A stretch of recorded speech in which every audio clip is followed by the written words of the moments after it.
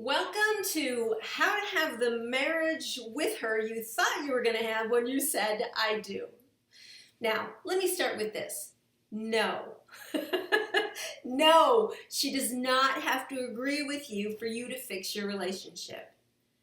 You know, there's nothing worse than rolling through the problems in your marriage in the passenger seat. Someone else is driving, taking you places you don't want to go. You're not in charge. You're run over by the problems that never go away because you're not in the driver's seat. And you don't know what to do. So you wake up, you go to work, you drift through each day with no direction, no driving force. You have a beer, you go to bed, wash, rinse, repeat, day after day. And it all runs together until you're thinking, why do we have to do this again? Why can't we ever solve this? Why can't she just get over it? It's the same argument that you haven't been able to resolve.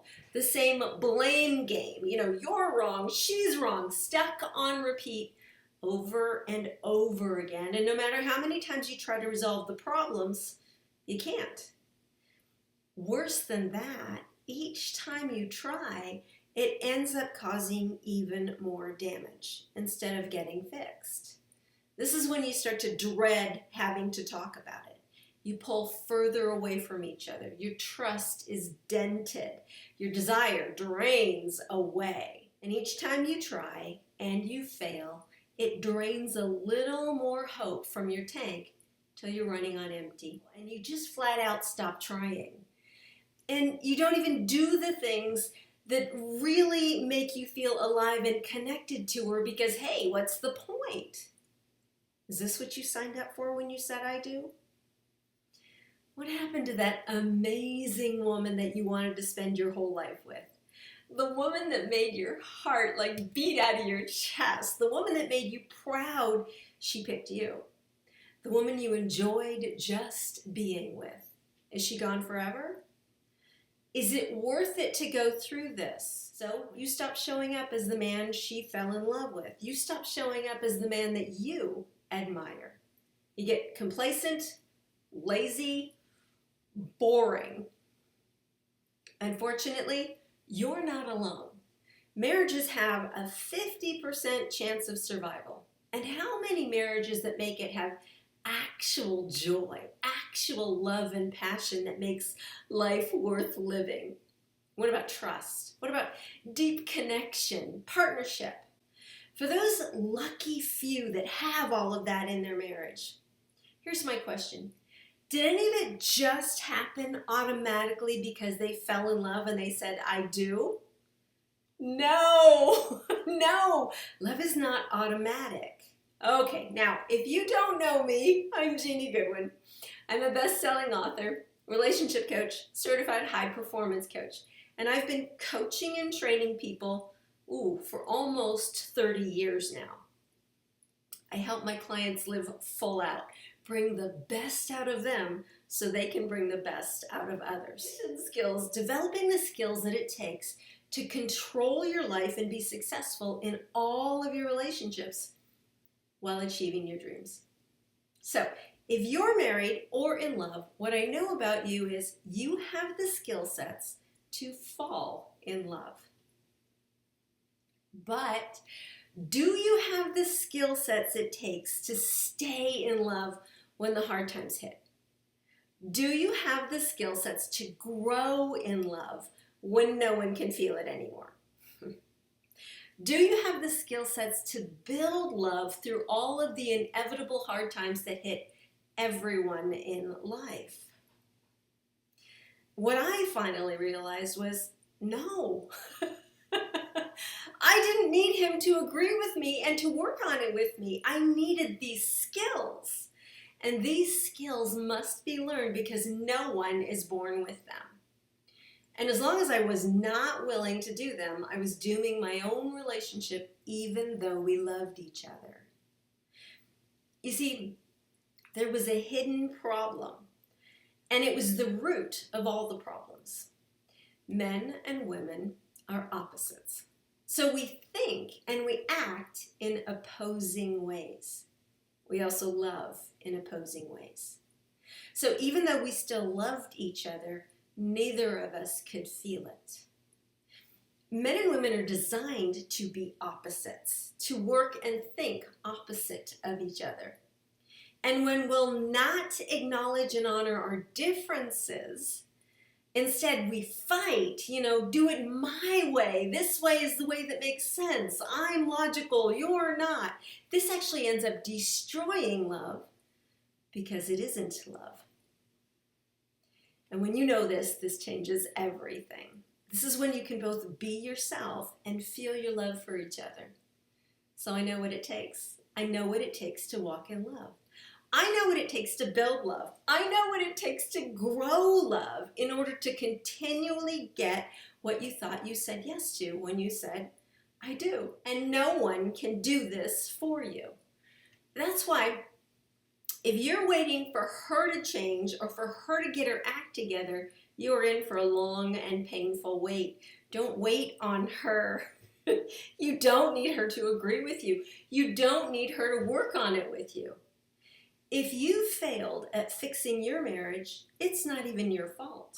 It's very likely that no one has ever taught you how a woman works. Walking in love with your opposite requires skills that you must develop. Remember, the words are I do, not I did. This is an ongoing commitment to walking in love with her and growing that love. And if you never gain the skills walking in love requires with a woman, no matter how much you love each other, neither of you will feel it. So if you're ready to give up, don't. You just need someone to explain to you how to gain the skills to wake up the love. And you can do this because you are the answer to all of the problems with her. It's not about counseling. It's not about sitting around talking the problems over and over again. Sometimes, in fact, often, that actually ends up solidifying the problems and the hopelessness. And for many men, the more you talk about the problems, the worse it gets. I mean, watching her cry in front of a counselor often makes you feel like you are the problem. But hear me, you are not the problem. And it's not about compromise. So many marriage counselors and books and programs teach you have to compromise. This is the answer to relationships. Each of you has to make concessions to get along, meaning you get less than you want and deserve, and so does she. Like, does that sound like love to you? No. It's not about cutting your losses and moving on, and it's not about fixing her or you. No. I am not going to show you where you are broken because you aren't. I'm going to show you where your greatest strengths are, the ones that she's longing for. So let me start right there. I know that you have a deep desire to love her, to care for her, to be loved by her, or you wouldn't be here with me today. You were made for this relationship, and you can have it. You just need the right person to explain it to you. And that's what we're here for today, to show you how to have the love, the passion, the partnership that you long for and deserve. So today I will uncover how to have the marriage you signed up for when you said I do. And at the end of this masterclass with me, you will know 3 powerful secrets that make an immediate difference in your marriage. So grab a journal because you're going to want to take some notes. These powerful secrets that I'm going to share with you to build your marriage are designed to immediately empower you to bring back the passion and the fun, all while waking up your best strengths. And that will make her happy. Yes, you will be the man that makes her happy. Now, my goal for this masterclass is to help 2 kinds of men. Men who love their wives. Things are good, and they just want more. They want to learn how to show her deeper and deeper levels of love in ways that she can receive it. And men who've tried it all and nothing has worked. In fact, it's gotten worse and worse the more you try. And maybe she's given up and she refuses to work on it with you. She blames you for all the problems. Maybe she's even demanding you change or she's out of there. What I want you to keep in mind as we go through this masterclass is the only way to build or restore a relationship is with love.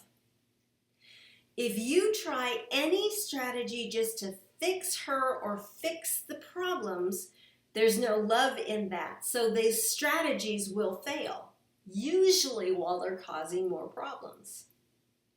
You must win your wife back with the force of love on a regular and consistent basis. This is not going to be a one-time deal. This is how you do your relationship from now on, winning. If you're feeling like you can't do this, come on, Genie, I've tried it all. Nothing works. All that means is you're still alive, you're not dead. It's not bad. It's not a judgment against your strengths or abilities. It's a normal and predictable feeling when things get tough with a woman. It really just means it's time to grow in your skills of walking in love. Can you imagine the next time she's upset with you, feeling strong, loving, patient, compassionate? You don't feel a driving need to make her stop feeling upset because it's somehow a reflection of how good of a man you are. You actually have peace because you have the skills to help her feel your peace. Would you like that? Would that make a difference in your relationship? How about, can you imagine the next time she blames you for something, instead of defending yourself or entering the blame game, instead of arguing with her, you have the skills to calmly work together to solve the problems and grow closer while you do it. Would that make a difference in your relationship?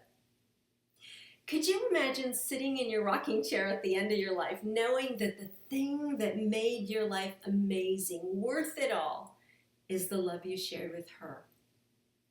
It is by far the most precious thing in your life. Would that be worth paying attention for our time together today? Because here's the truth. One person who knows how to walk in love can transform anything. You do not need her to work on it with you. You do not need her to agree to work on it. You don't even need her to be interested in saving the marriage. You don't need counseling. You don't even need her to know what you're doing. The pain and the loneliness that you're going through right now is your wake-up call. It's time for you to step up, to grow in your ability to walk in love, to learn how to restore love when it feels like it's not there anymore, to fix problems in the relationship using the force of love, because love is the only thing that actually works. The stronger the feeling of desperation you're experiencing, the more love you need to use. You should write that down.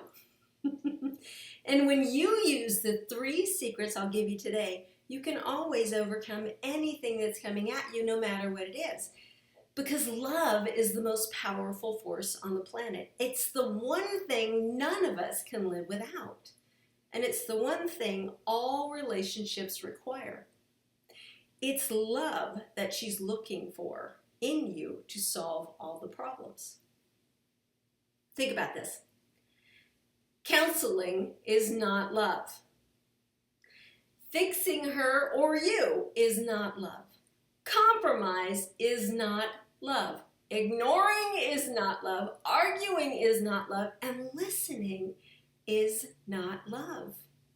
Isn't it true? Vacations, getting away from it all, this is not love. These are all individual strategies, but they are not love. Here's the truth. You must learn the skills of walking in love with your woman.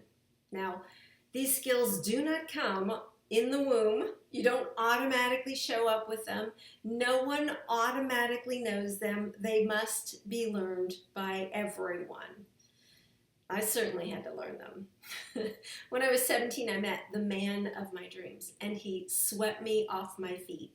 And he asked me to marry him after just 1 month of dating. 1 month! After I picked up my jaw off the ground, I was thrilled. He was the one. I knew it. So, of course, I said yes. But we had to wait a few months, because I was only 17 when this happened. We had to wait till I turned 18, and then we immediately got married. And we were both deliriously happy, crazy in love with each other. But after a few years of crazy in love with each other, it turned into more like acting crazy with each other. We did a lot of arguing about everything. Loud, tears, angry, blaming, demanding, painful, recurring arguments. So I discovered secret number 1 the hard way. You see, the mistake I made in the beginning of my marriage was I worked really hard on our communication, because that's where our biggest, loudest, most painful problem was. But the more I worked on it, the more we ended up fighting. I was focused on fixing our communication, but the more fights we had, the more hopeless both of us got. Each failure had the end result of building hopelessness and destroying our desire to communicate with each other. I tried everything I could think of, and when I ran out of options, I insisted we go to counseling to get help, because I thought, well, hey, if someone else is listening, maybe they could fix us, because we couldn't fix us. Now, this is old school, and like many of the people who tried counseling, it didn't work for us. You know what? I want you to watch this. It's just, there's all this pressure, And sometimes it feels like it's right up on me, and I can just feel it, like literally feel it in my head, and it's relentless, and I don't know if it's going to stop. I mean, that's the thing that scares me most, is that I don't know if it's ever going to stop. Yeah. Well, you do have a nail in your head. It is not about the nail. Are you sure? Because, I'll bet if we got that out of there... Stop trying to fix it. No, I'm not trying to fix it. I'm just pointing out that maybe the nail is causing... You always do this. You always try to fix things when what I really need is for you to just listen. See, I don't think that is what you need. I think what you need is to get the nail out. See, you're not even listening now. Okay, fine. I will listen. Fine. It's just... Sometimes it's like there's this achy... I don't know what it is. And I'm not sleeping very well at all. And all my sweaters are snagged. All of them. That sounds really hard. It is. Thank you. Ow! Oh, come on. If you would just... Don't! Try to see things my way. Do I have to keep on? Have you had a conversation like this? She's in pain. She's complaining about something. She's sharing her pain with you. You can clearly see the answer she needs. Now, when she's in pain, you're in pain. And you want her out of pain as fast as possible because you love her. So you cut her off.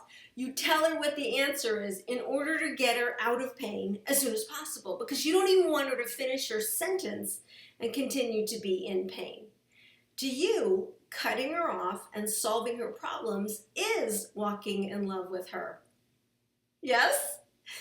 This is how you show her how much you love her, right? Why can't she see that? And right about then, in the conversation, that's when the strangest thing happens. She gets mad at you. She accuses you of not listening. It's not about the nail, she says. You're not listening to me. But you know you're listening, because if you weren't, you wouldn't know what the answer was that she needed. Does this sound familiar? At that point, she dives even deeper into the pain, which is the last thing you want for her. Oh, what is a man to do? Women make no sense. A wise man once said, "We err focusing on the nail in her forehead while neglecting the steel beam in our own brain." That's not exactly what he said, but it's so true. So let's talk about secret number 1. Secret number 1 is there is no nail. Oh, I need you to see this scene. You may remember this.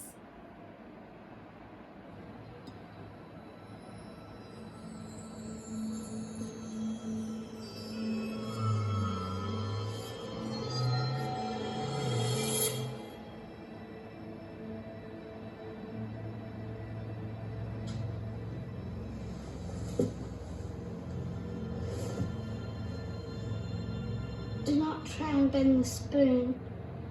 That's impossible. Instead, only try to realize the truth. What truth? There is no spoon. There is no spoon? Then you'll see that it is not the spoon that bends, it is only yourself.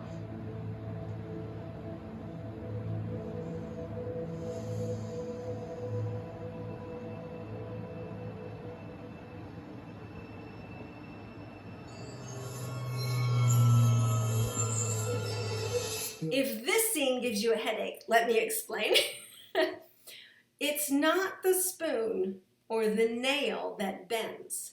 It's only you learning how a woman communicates and what she actually needs from you in communication in order to feel loved by you.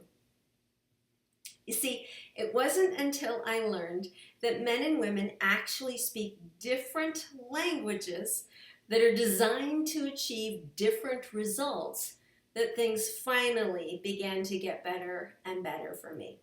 And now I can get all the amazing benefits that come from speaking two different languages. There is no spoon because she's not talking to you in order to fix a problem.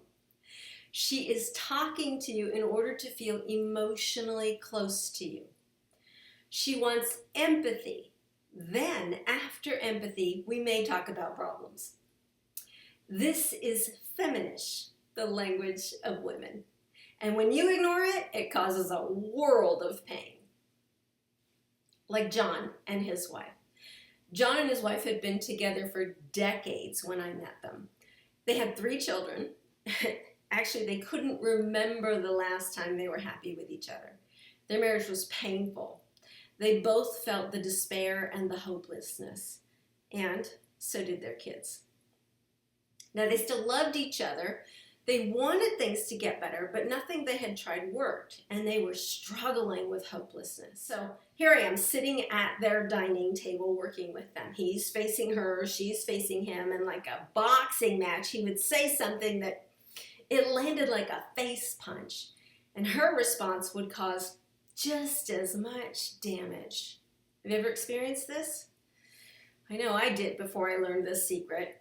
So I began to share secret number 1 with them. There is no nail because men and women are speaking different languages. Men speak what I call Manglish. This is the language of men, and Manglish looks for a nail. Manglish is about nails, whereas women are not talking about a nail. So Manglish is a facts-based communication in order to achieve something or fix something. Does this sound right?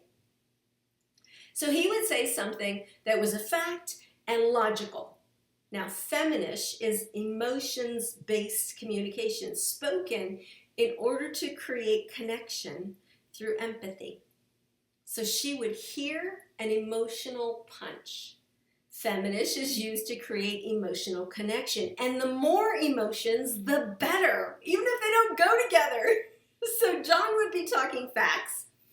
His wife would respond with emotional reactions to those facts. And this would frustrate John. He wanted to solve one problem at a time and ignore all the emotions.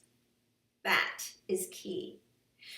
So sitting at his dining table, John said, I gave up my family, my homeland. I moved halfway around the world. I left all I knew in life for you. Well, the emotional face punch she heard in feminish was, look at all I had to give up for you. Look at what you've cost me. So, of course, she replied by defending herself. I never asked you to do that. And he heard it in Manglish as a counterpunch. Nothing you ever do will be good enough for me. At this point, I stopped them. And I translated what he said into feminish. Nothing in my life is as important to me as you are, and I would walk away from anything but you. Well, when she heard that, she said with tears in her eyes, this family needs more of your time, we feel like we're the last on your list. Now, I could see that hit him as a counterpunch, as judgment against what he'd been providing. So I translated that into Manglish. I said, John, you are everything I need in life, and we cannot get along without you. Now, in case you think I just made this stuff up to sound nice, I asked both of them, is this the truth of what you're trying to say to your partner? And they both agreed, yes, that's what I'm trying to say. Why can't they hear that? You see, when you cut off her emotions to solve a problem, it's like muzzling her communication, and it makes her feel stupid, judged, and it's painful. Not knowing this secret keeps you from understanding the tremendous amount of pain she experiences when you ignore her emotions and try to fix them instead. When John tried to solve her emotions as if they were the problem, that's stupid, just get over it, it was causing massive pain and damage. And he didn't even know he was doing it. He thought he was walking in love. I sat between them. I translated what he was saying to her and what she was saying to him. And when they both heard the truth in their communication, they both immediately felt the love that had been there the entire time. And that's when the tears of joy began to flow in both of them. I have to warn you, it's old school to listen harder. That's what I tried to do. I worked for you need to understand me, and I'm going to listen harder. Let me warn you, if you try to solve your communication problems with her by listening harder, but you're still only listening for the nail, for what you can fix, you're still ignoring her emotions, you are completely missing her purpose in the conversation, which is to create emotional connection with you. She uses communication to feel close to you emotionally by sharing her emotions with you. And all emotions are on the table, the good ones, the bad ones, because once she feels emotionally close to you, she will be open to answers to solving problems. And this will actually build love in the hard, painful times, just like it did for me, just like it did for them. Listening to fix is not love. Listening to fix is not communication. And that's why it hurts, and that's why it doesn't work. So secret number 1, there is no nail. Her communication is in order to create emotional connection with you, not to fix problems. Let's talk about secret number 2. Now, most men who come to me, they want to know the how to fix problems. Come on, oh my relationship genie, just tell me how to make her happy, they say, or tell me how to make her get over it. 100% of the clients I work with all start out saying the same thing. There is the problem. How do I fix them? Have you thought this? She's the problem. How do I fix her? If you spend most of your energy focused on how to fix her, you will crash and burn every time. All while you feel like you're overworking, you'll feel like you've tried it all, and you'll feel like it's just too hard. Maybe you just picked the wrong person. Okay, watch this. Being married's like being in AA. My friends ask me, like, how's your marriage going? One day at a time, man. I didn't say anything wrong today, but I don't know what tomorrow's going to bring. Hi, my name is Adam, and I'm a married man. It's been 6 months since my last decision.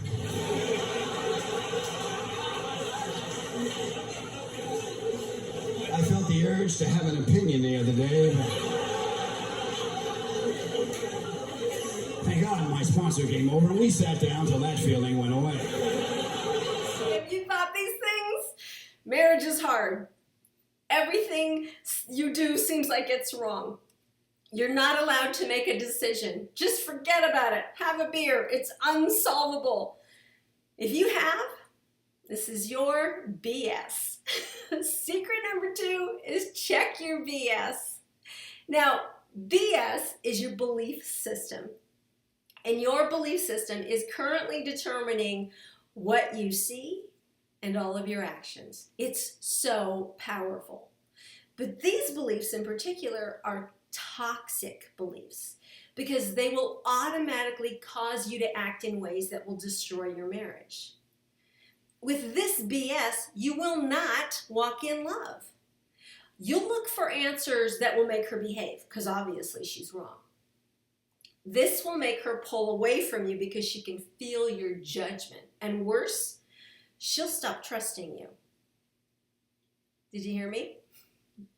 This BS destroys her trust in you.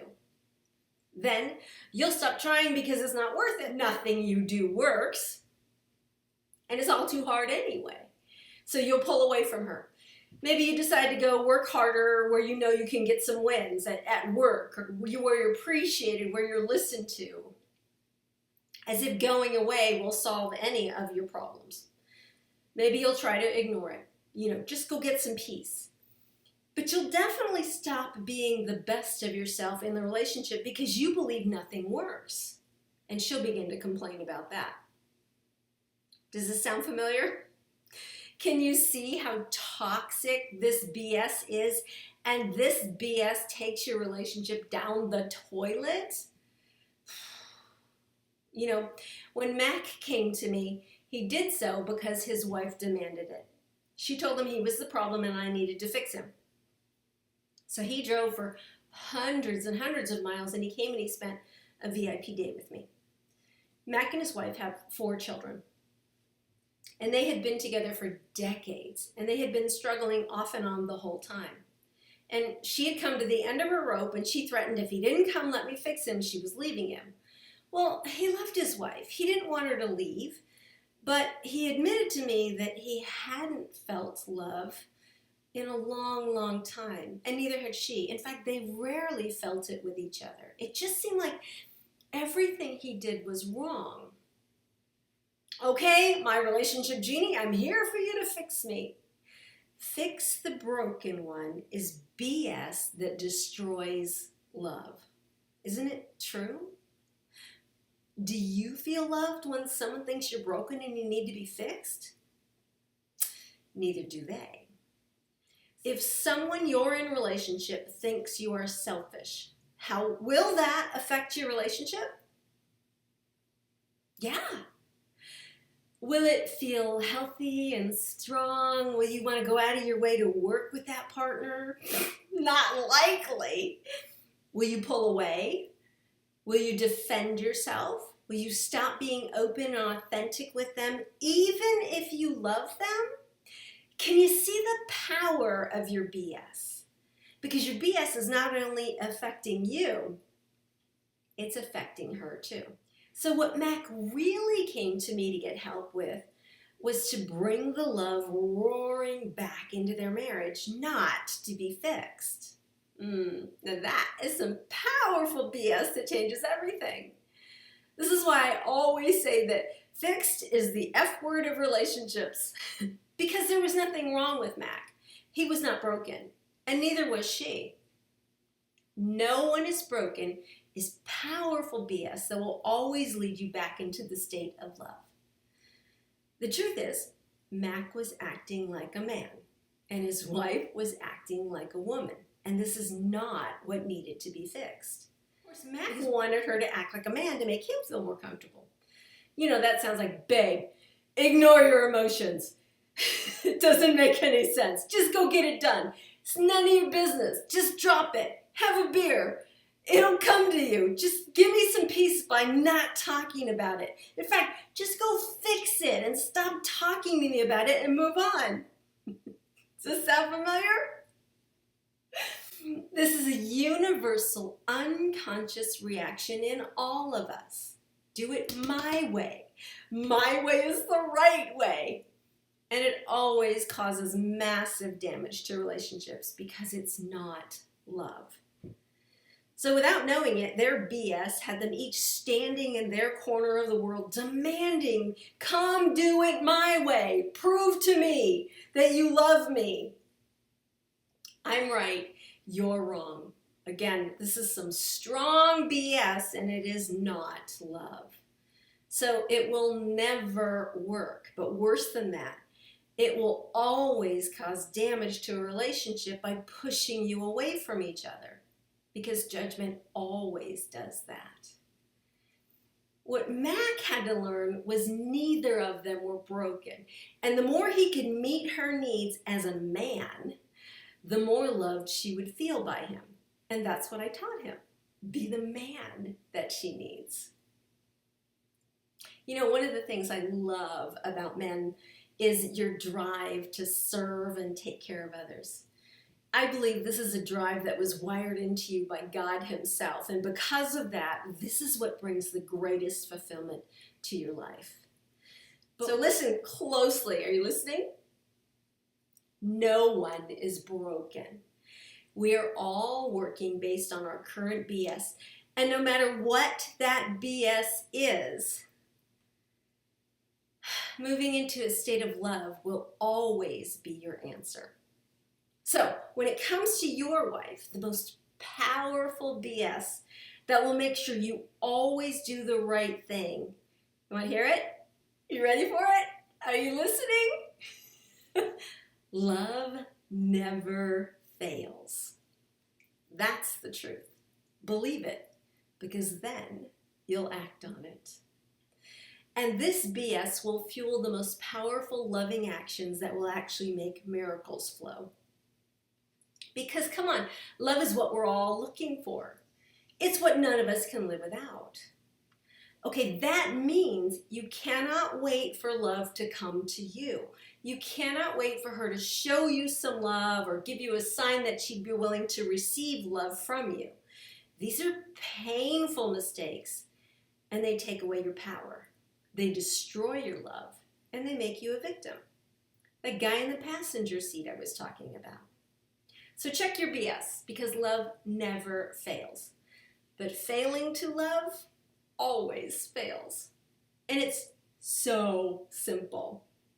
Just ask yourself, in the middle of a really hard time, ask yourself, how can I show her even more love right now? Then, in that state of love, act on it. Feel it. Act on it. It's always needed when it's not felt. You're looking for ways to unleash love. Because, come on, even if you tried a system or strategies to fix, but there's no love in it, they won't work, even if they've been proven to work. Love is the only thing that works. Without love, everything else comes across as manipulation. You see, when you show up in the relationship solely to fix problems, especially if you think she's the problem, she needs to change, she needs to get over it, where's the love in that? Fixing is a toxic substitute for intimacy. She becomes just another thing on your list of to-dos until you can get some peace. Oh, this is bad. And she can feel it no matter what you do for her. But when you focus on love and you step into the state of love before you do anything, it does two very powerful things. The first thing it does is it accesses a higher quality of solution that you can't get without it. You begin to intuitively know the right loving thing to do for her. And it also puts out a loving vibration that she can feel, that makes her feel loved. Not put down, not fixed, not broken, not judged, not a bother, not a nuisance. And it works even if the actions you take are not what she wants. Because at the core of everything, what she wants is to feel your love. This is the win-win you're looking for, isn't it? Okay, but what if you provide something that doesn't work, even though it's exactly what she's asked for? Have you experienced this? Remember, she is registering your emotions before she hears your words or sees any of your actions. So any state that is like wishy-washy, lame, negative, fearful, fix it, annoyed, stupid, judgmental, she will actually sense that and react to it. Did you hear me? That emotional woman you are in relationship with is reacting to your emotions first before she reacts to your actions or your words. And this is one of the greatest gifts of femininity. Just remember, it's your love that she needs to heal her heart and bring the hope roaring back. Logical solutions will never touch her heart and can end up causing even more damage. You can never replace love with work or fixes. So secret number 2, check your BS. No one is broken. Love never fails. And failing to love always fails. Let's talk about secret number 3. Now, I got a call from Wayne. Wayne told me his wife had decided to file for divorce. He was in agony. And he loved his wife, and they had 2 small children. And his world was being destroyed right before his eyes. And he didn't know what to do to fix it. Now, even though they had been struggling for years when he reached out to me, he still didn't want a divorce. He had gone to counseling when she demanded it. He had tried to fix their marriage. He had prayed she would change her mind, but she still decided nothing would work and she was ready to move on. Divorce. He said, Jeannie, is there anything I can do if she's already decided? I can't change her mind. Have you ever thought that? I can't change her mind? Hey, let me just tell you now, that is a devastating lie that will keep you in the back seat, because the truth is, when you change your behaviors, she has to change in reacting to them. You are always powerful. So I asked him, why is your wife divorcing you? And he said, I don't know. Now, this was a huge sign that he was completely unaware of secret number 3. They'd been together for years. They'd been working on the problem since the early days of the marriage, but he still didn't actually know what the problem was. Well, how do you solve a problem when you don't even know what it is? You're like in a tailspin no matter what you do, and it's agony. And I have to say, this happens with every man I've ever coached. By the time he comes to me, he says, Jeannie, I've tried everything. Nothing works. I don't even know what the problem is. Well, this happens because of secret number 3. Self-evaluation in marriage is self-deception. You see, no matter what she said to Wayne, he would look at his actions, his desires, his intentions, and then he would say to himself, well, I'm a good husband. So he was making a devastating mistake that most men make. He evaluated himself as her husband. Do you do this? Be honest. Do you evaluate yourself to determine whether or not you're a good husband? Honestly, I've never met a man or a woman who didn't. But you see, secret number 3 is self-evaluation is self-deception. According to him, he was a good husband, but he wasn't husbanding himself. He was being a husband to her. Therefore, it is her evaluation that is accurate, not his. You can't evaluate yourself in a marriage because it's not your evaluation that's accurate. You're not her. You'll never be her. You'll never think like a woman. You'll never want what a woman wants. She will always be the opposite of you. She will always think the opposite of you and process in opposite ways of how you process. So you will always be wrong in your evaluation. And when you do this self-evaluation, You put yourself in a self-induced fog of discouragement. You enter the vortex of crazy, feeling dazed and confused because nothing you do works. Because you're always wrong. Because you'll never be her. You need to understand, every woman is acting like a woman, thinking like a woman, processing like a woman, and she will never be a man. Your sister, your mother, your boss, your coworker, your neighbor, your mother-in-law, your daughter, all of them process like a woman, and no one's broken.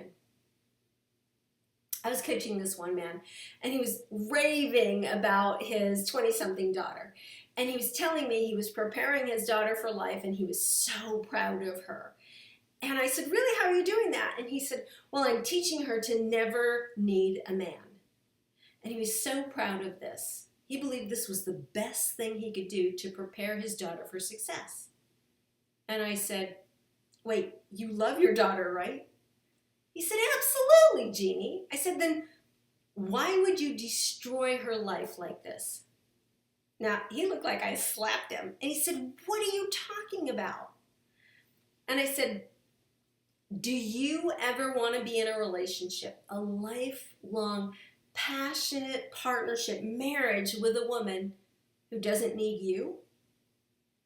Oh, you could just see he was crestfallen. He was destroying his daughter's ability to experience one of the best, most fulfilling things in life. Marriage. Because he was training her to be a man who did not need a man. And this destroys partnership for men. Can you see the self-deception? Come on, do you want to be in a lifelong marriage with a woman who needs you? I mean, isn't that what makes marriage fulfilling for you?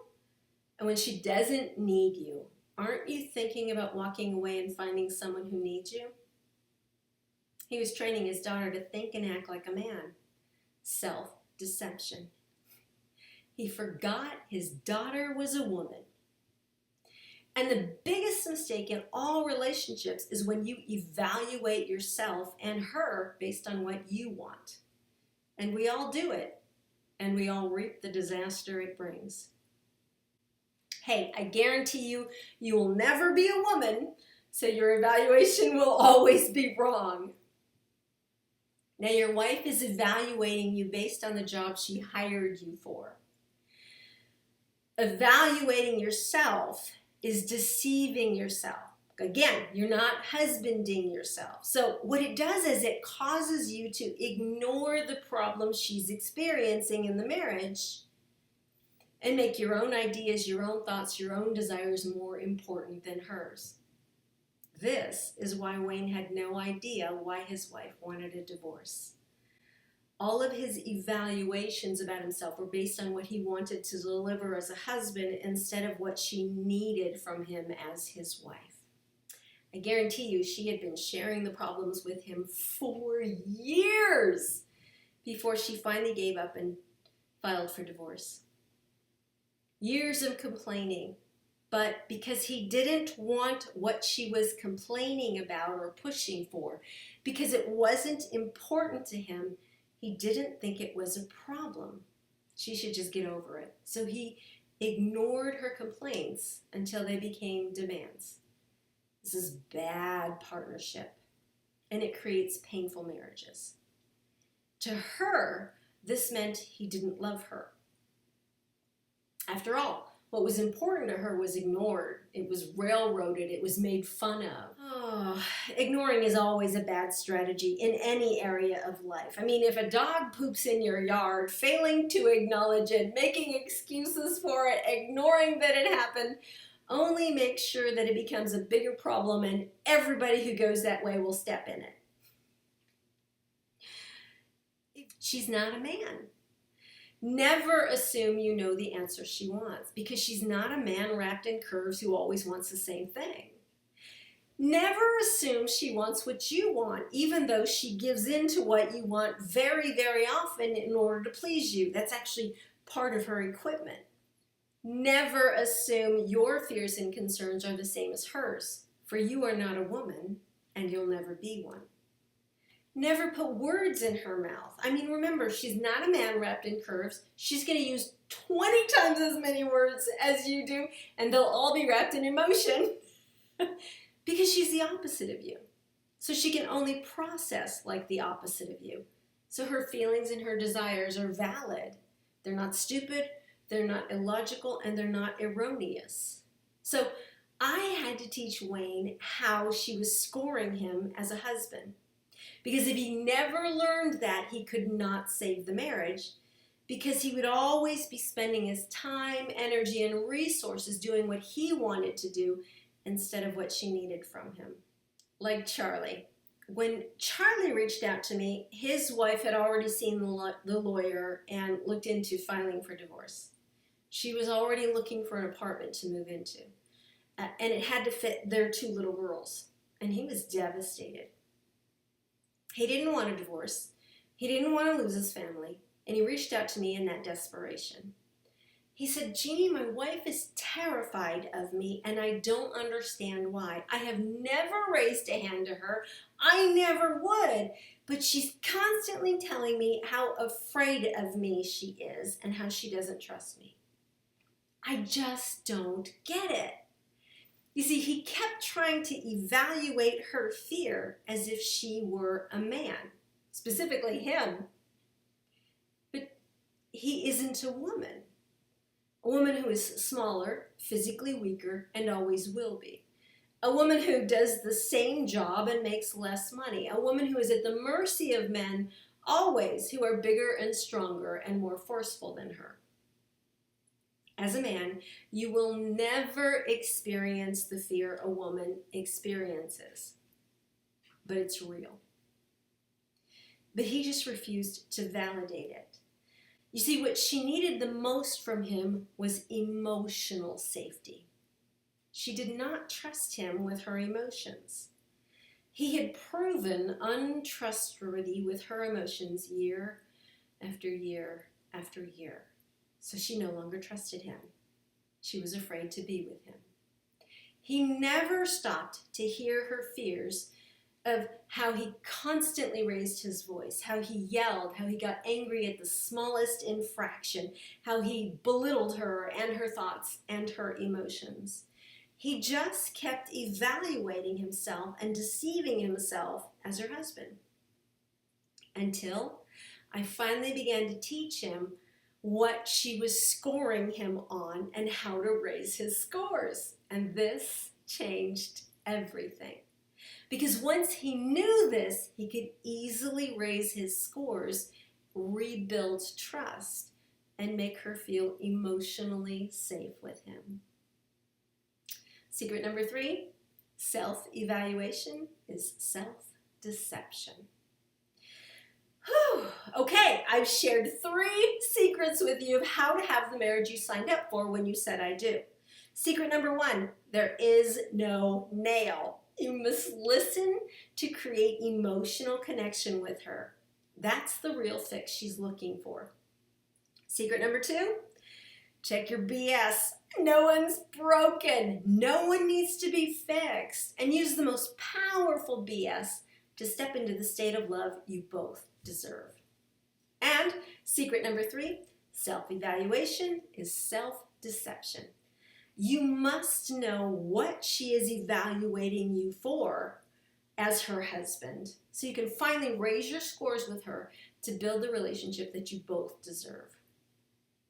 So let me ask you a question. If you began listening to create emotional connection with her every time she talked to you before you tried to fix what she was talking about, would your communication improve?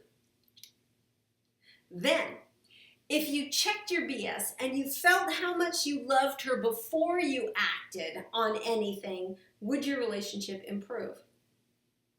And then, if you learned exactly what she's evaluating you on as her husband and began to intentionally raise your scores with her, would your marriage improve? Absolutely! It's worked for every client I've ever worked with for decades. Are you excited about all that I've shared with you? Are you feeling a little overwhelmed because I've shared so much? Here's the bottom line. You cannot expect her to act the way you act, to think the way you think, to deal with stress the way you deal with stress, because she's not a curvy man.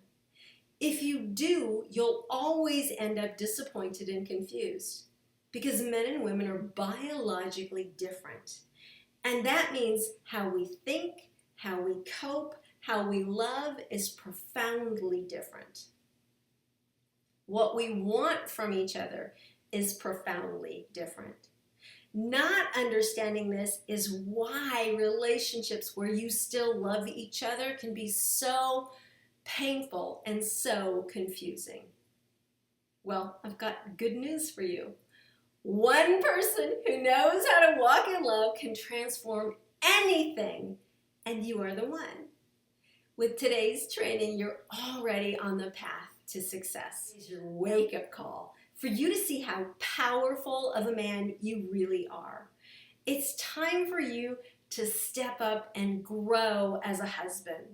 It's time to grow your ability to walk in love with her, to learn to restore love when it seems like you've lost it, to have the skills to grow it in the hard times, because they're coming if they're not already here, to use the force of love to fix the problems that will inevitably pop up, and to use that force of love intentionally, because love is the only thing that will work and you both deserve it.